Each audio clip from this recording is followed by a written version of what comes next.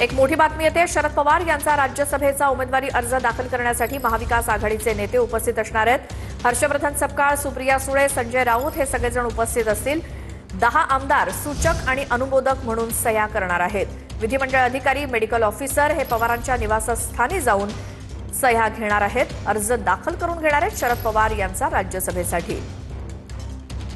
शरद पवार यांच्या प्रकृतीच्या कारणास्तव त्यांच्या निवासस्थानी जाऊन विधिमंडळ अधिकारी आणि मेडिकल ऑफिसर अर्ज दाखल करून घेणार आहेत।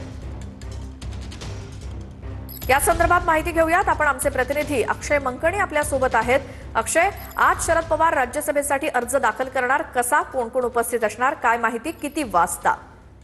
खरं तर श्वेता, आज राज्यसभेची मवियाकडून उमेदवारी जी आहे ती शरद पवार हे भरणार आहेत आणि त्यासाठी खरं तर आता विधिमंडळामध्ये राष्ट्रवादी काँग्रेस पक्षाच्या शरद पवार यांच्या पक्षाच्या सर्व आमदारांची बैठक सुरू आहे। या सगळ्या बैठकीमध्ये त्या सगळ्या राज्यसभेच्या अर्जावरती खरं तर अनुमोदक आणि सूचक म्हणून 10 आमदारांच्या सह्या घेतल्या जाणार आणि या सगळ्या बैठकीनंतर सर्वच मवियाचे आमदार जे आहेत ते दुपारी 12 वाजता काँग्रेसच्या विधिमंडळ पक्ष कार्यालयात येणार आणि त्या ठिकाणी सुप्रिया सुळे हे संजय राऊत आणि त्याचसोबतच हर्षवर्धन सपकाळ यांच्या उपस्थितीत मविया आमदारांची बैठक जी आहे ती होणार आणि त्या सगळ्या बैठकीनंतर दुपारी 12:30 वाजता हे सर्व आमदार जे आहेत मवियाचे आमदार ते खरं तर राज्यसभा नॉमिनेशन अर्ज भरण्याकरता विधिमंडळामध्ये जाणार।